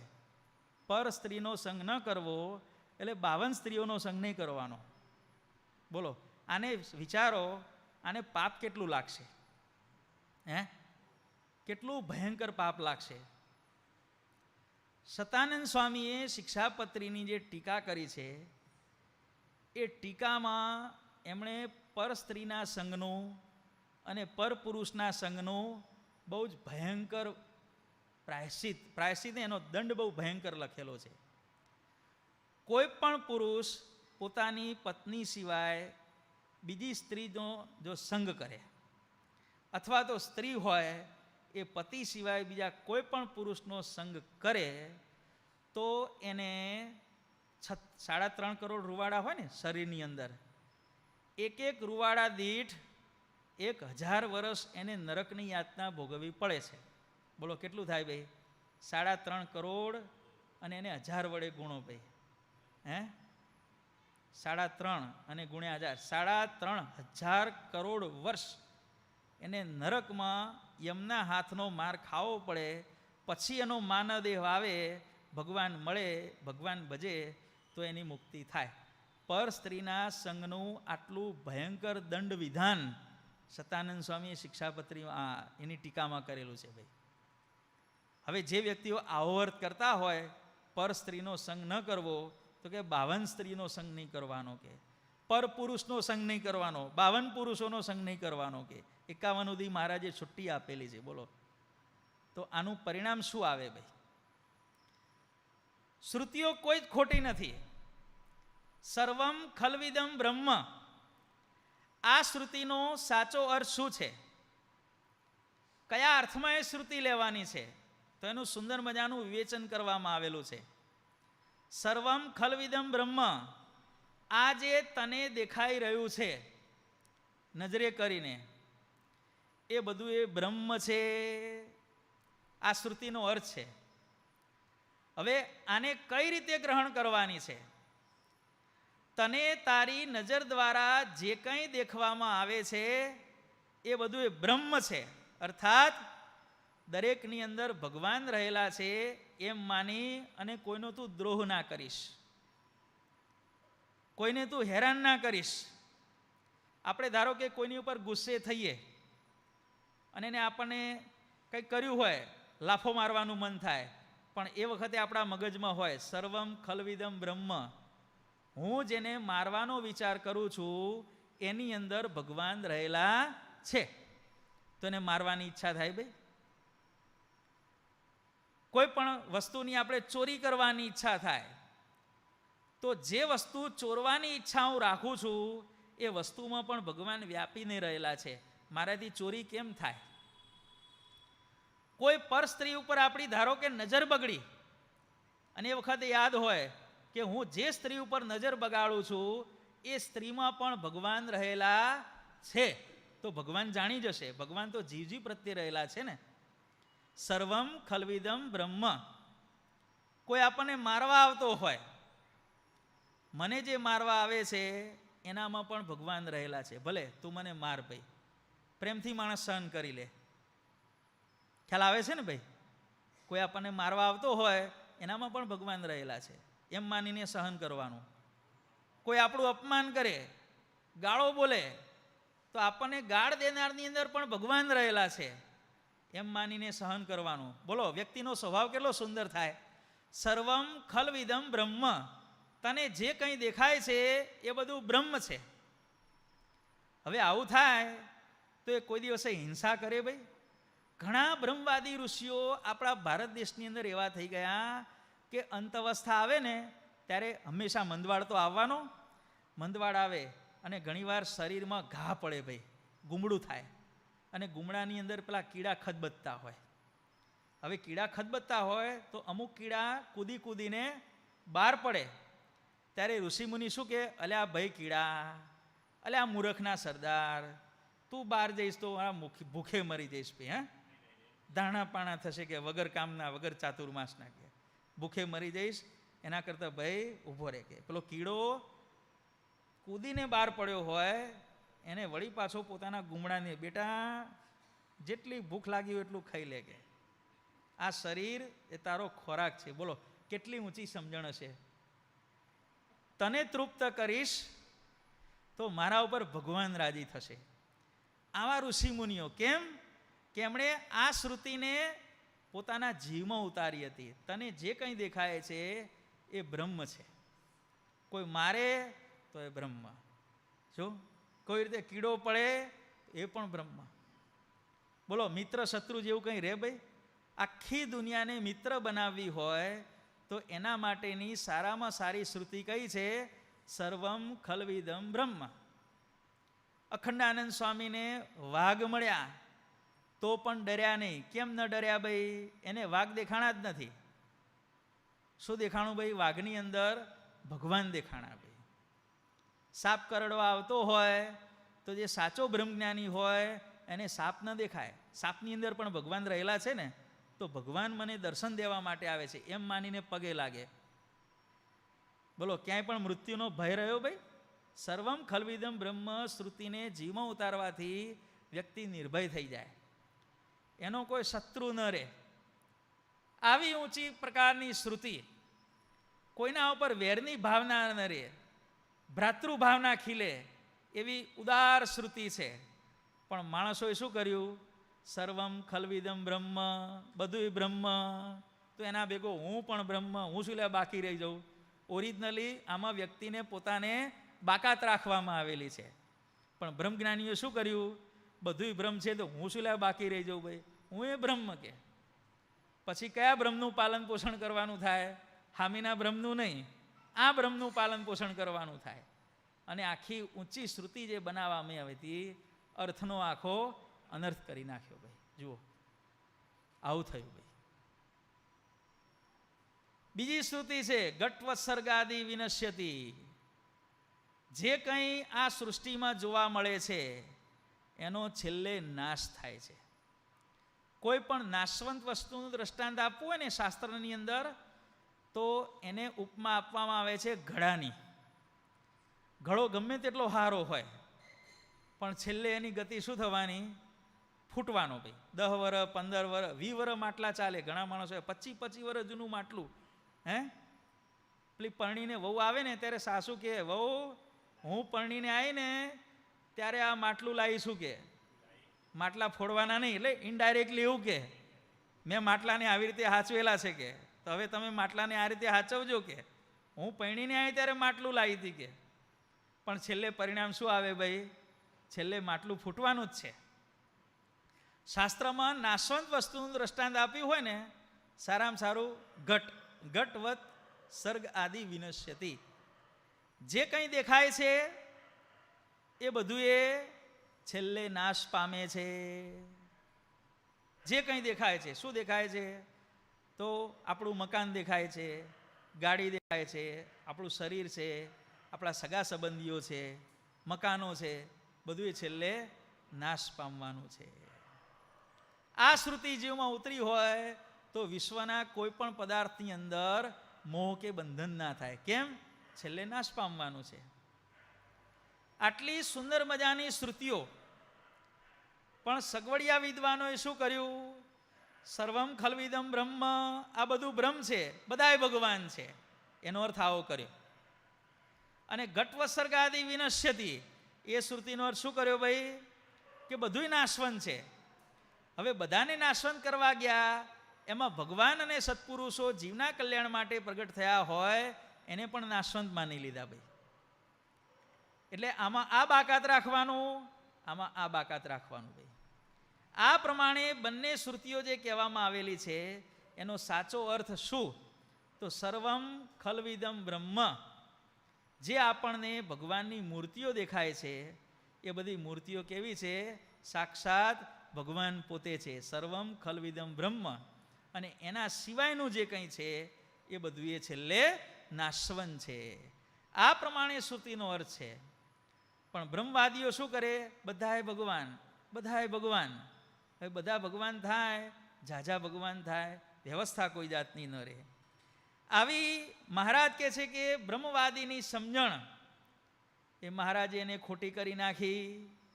ખૈયાને કીધું કે ભાઈ તમે તમારા બધાય માણસોને સાચી વાત સમજાવો અને પછી હું તમારો મોક્ષ કરીશ.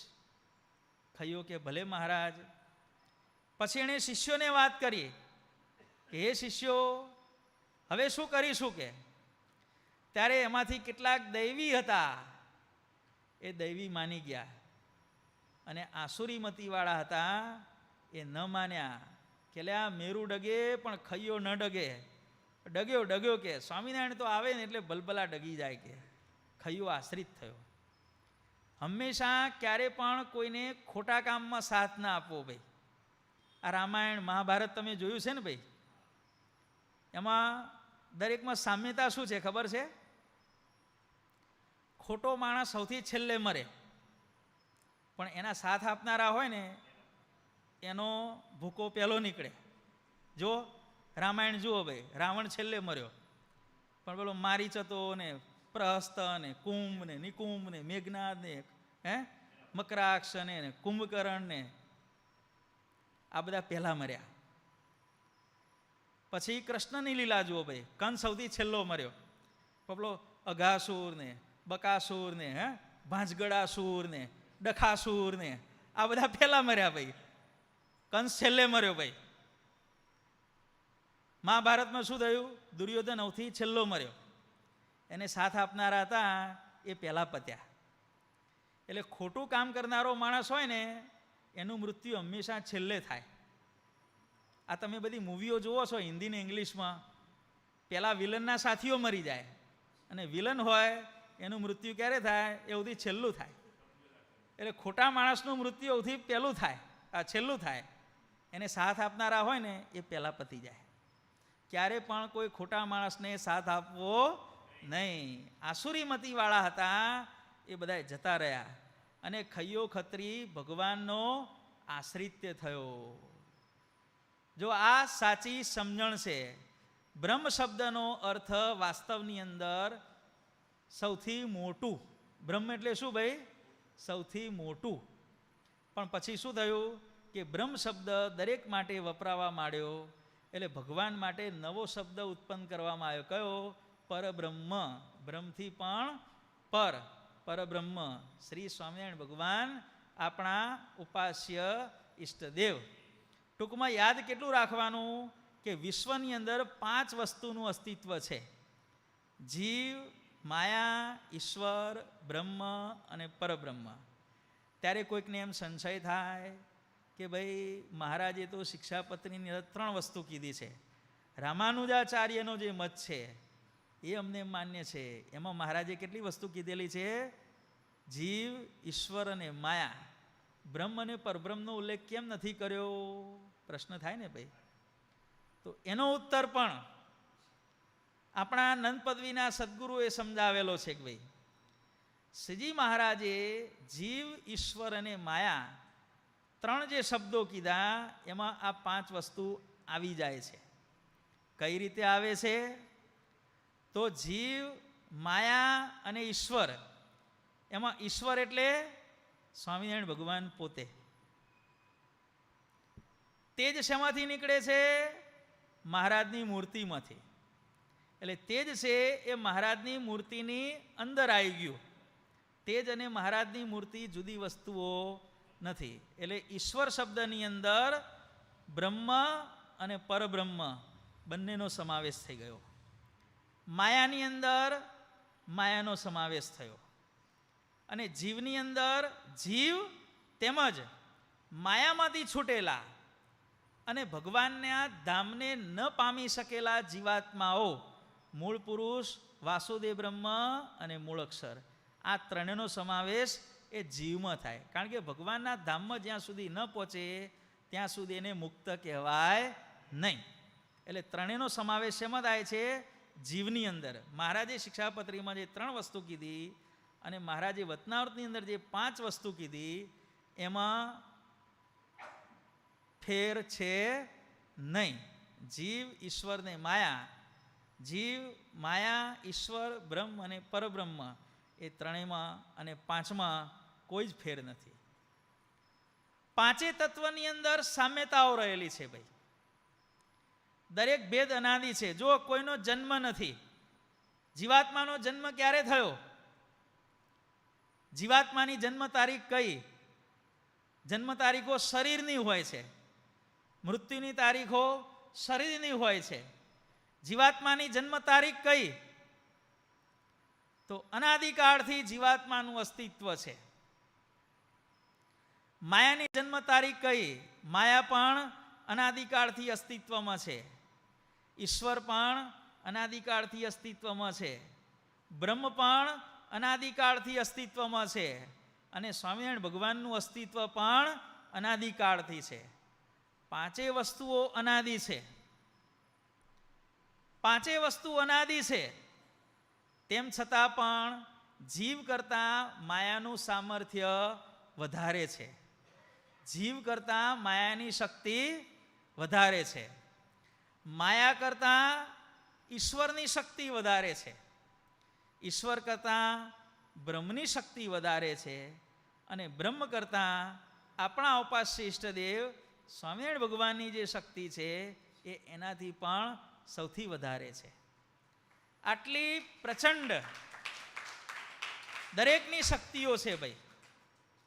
સ્વામિનારાયણ ભગવાન છે આ રીતે સર્વોપરી છે. જીવ કરતાં માયા મોટી, માયા કરતાં ઈશ્વર મોટા, ઈશ્વર કરતાં બ્રહ્મ મોટું અને બ્રહ્મ કરતાં પરબ્રહ્મ પરમાત્મા સ્વામિનારાયણ ભગવાન મોટા ભાઈ. આ આપણા સંપ્રદાયનું તત્વજ્ઞાન છે. વિચાર કરો કે મહારાજે 7 વર્ષ સુધી વન વિચરણ કર્યું, ક્યાંય ન રોકાયા, અને લોજમાં શા માટે રોકાયા? એનું પણ આ જ કારણ છે. જ્યાં જ્યાં મહારાજ પધાર્યા ત્યાં ત્યાં મહારાજે દરેક જણને આ જ પ્રશ્ન પૂછ્યો, જીવ, માયા, ઈશ્વર, બ્રહ્મ અને પરબ્રહ્મ ત્રણેયનું રૂપ કરો કે. હવે પેલા બાવાજીને કશી ખબર ના હોય એટલે તરત ચીપીઓ પછાડે. હવે કે માँ के मुँह में से अभी दूध भी सूखा नहीं है, ऐसा प्रश्न पूछता है, चला जा के, नहीं तो चीपिया आएगा एक अच्छी तरह से के. મહારાજ ત્યાંથી જતા રહે ભાઈ. શું કરે ભાઈ? જ્યાં જ્યાં પધાર્યા ત્યાં ક્યાંય સંતોષકારક ઉત્તર ન મળ્યો. છેલ્લે મહારાજ લોજ પધાર્યા, મુક્તાનંદ સ્વામીને પૂછ્યું. ત્યારે મુક્તાનંદ સ્વામીએ ઉત્તર આપતા પહેલાં કેવી સુંદર મજાની પૂર્વ ભૂમિકા બાંધી કે મહારાજ, હું ઉત્તર કરું કે મને જેટલું રામાનંદ સ્વામીએ શીખવાડ્યું છે એટલું હું તમને કહીશ કે. એમ કરીને મહારાજને સુંદર મજાના મુક્તાનંદ સ્વામીએ ઉત્તરો આપ્યા. અને ઉત્તરો આપ્યા પછી કહ્યું કે આનાથી પણ વિશેષ માહિતી જોઈતી હોય તો તમે લોજ આશ્રમમાં રહો, અને જ્યારે રામાનંદ સ્વામી આવે ત્યારે તમે એને પૂછજો. આનાથી વિશેષ જે કંઈ અપડેટ હશે એ રામાનંદ સ્વામી આપશે તમને. કે આપણી લિમિટ આટલી છે કહી દીધું. અને આપણે જાણીએ છીએ કે રામાનંદ સ્વામી જ્યારે પીપલાણામાં મેળાપ થયો, લોજ પધાર્યા, મહારાજ રામાનંદ સ્વામીની જોડે 1.5 વર્ષ સુધી રહ્યા, બરોબર ને? તો એ સમયગાળા દરમિયાન રામાનંદ સ્વામીને મહારાજે ક્યારે પણ જીવ, માયા, ઈશ્વર, બ્રહ્મ કે પરબ્રહ્મનો પ્રશ્ન પૂછ્યો છે ભાઈ? ક્યાંય આવે છે કે આ પ્રમાણે પૂછ્યું? કેમ?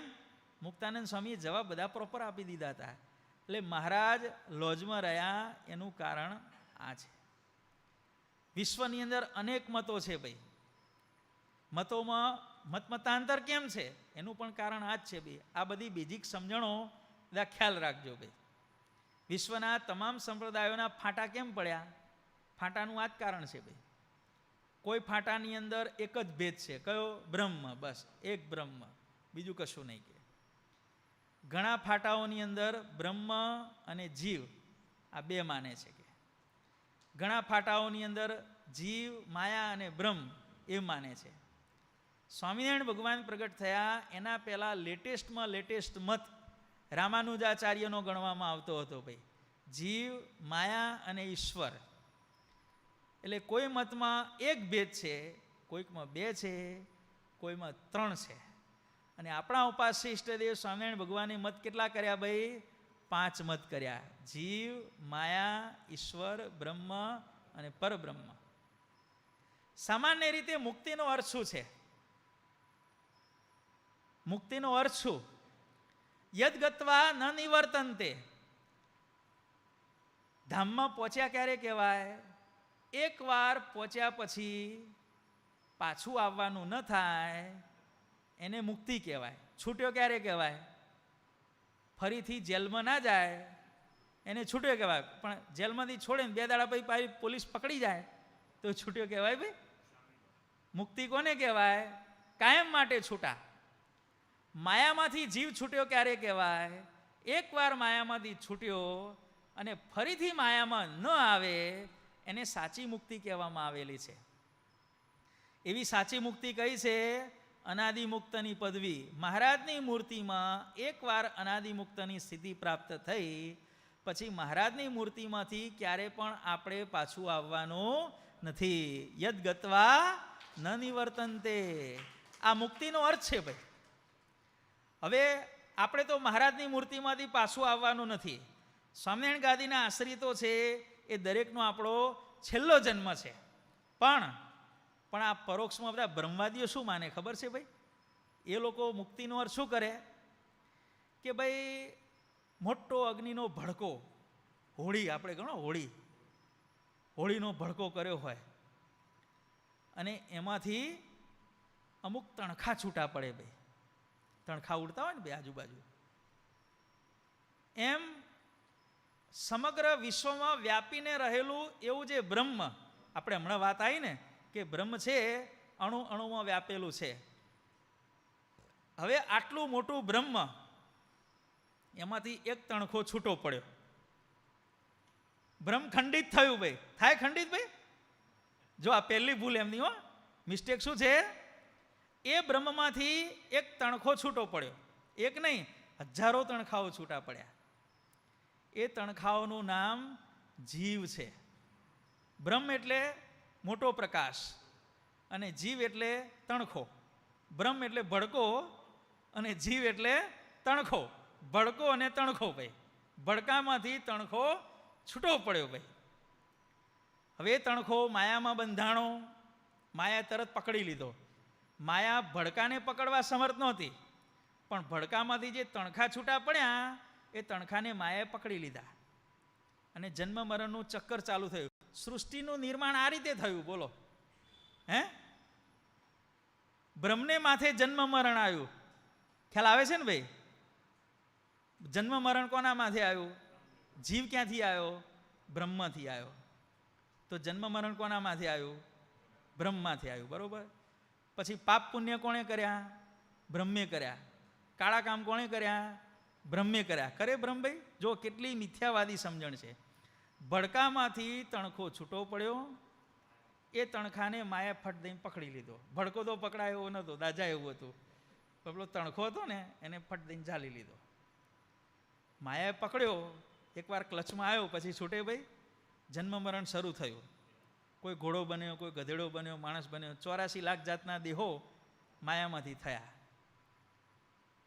પછી એમાંથી કોઈકને માણસનો અવતાર મળ્યો, એને સાચું બ્રહ્મ સમજાણું અને પછી એ બ્રહ્મ જે પેલો તણખો છૂટો પડ્યો હતો એ માયામાંથી કોઈક રીતે છટકી ગયો અને વળી પાછો બ્રહ્મની અંદર મિક્સ થઈ ગયો. એટલે પહેલેથી બ્રહ્મ પડ્યો તો શું ખોટો હતો?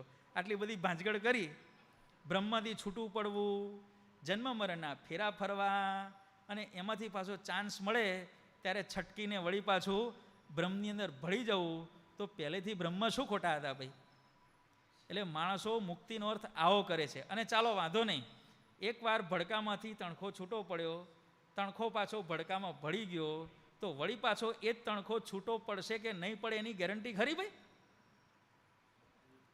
માટે બ્રહ્મ દ્વારા જે સમજણ થાય છે કલ્યાણની, એ કલ્યાણની વ્યવસ્થા પરમેનન્ટ નથી. વિશ્વના કોઈ સંપ્રદાયમાં મુક્તિની વ્યવસ્થા પરમેનન્ટ નથી. મુક્તિની પરમેનન્ટ વ્યવસ્થા માત્ર વિશ્વની અંદર માત્ર ને માત્ર સ્વામિનારાયણ ગાદીના આશ્રિતો માટે જ છે. આ આજની કથાનો સાર છે ભાઈ. ફેરવી ફેરવી ફેરવી આજે બધા ઘણા ફર્યા ભાઈ તમે, પણ ફેરવી ફેરવીને છેલ્લો સિદ્ધાંત આ છે ભાઈ. બ્રહ્મથી તણખો છૂટો પડ્યો, માયામાં ફસાણો, વળી પાછો 5, 10, 25 કરોડ વર્ષે છૂટ્યો, પાછો ભડકામાં ભળ્યો, પાછો 5, 25 વર્ષ પછી છૂટો પડ્યો. એટલે હલવાવાનું છૂટવાનું, હલવાવાનું છૂટવાનું, એનું ચાલુ જ રહેવાનું ભાઈ. જ્યારે સ્વામિનારાયણ ગાદીના આશ્રિત માટે શું, જીવાત્મા એક વખત મહારાજની મૂર્તિમાં બેઠો પછી એને ક્યારે પણ જન્મ મરણના ફેરામાં આવવાનું નથી. આ આપણો સ્વામિનારાયણ સંપ્રદાયનો આ મુક્તિનો સિદ્ધાંત છે ભાઈ. અને એટલા માટે કરી અને આપણને કોઈને મૃત્યુનો ભય નથી. જગતની અંદર 90-95 વર્ષનો ડોસો ખાટલામાં પીઠ ઘસતો હોય અને આપણે ખબર કાઢવા જઈએ અને આપણે એને કહીએ કે દાદા કે દાદી, હવે ભગવાન તમને સંભાળી લે તો સારું.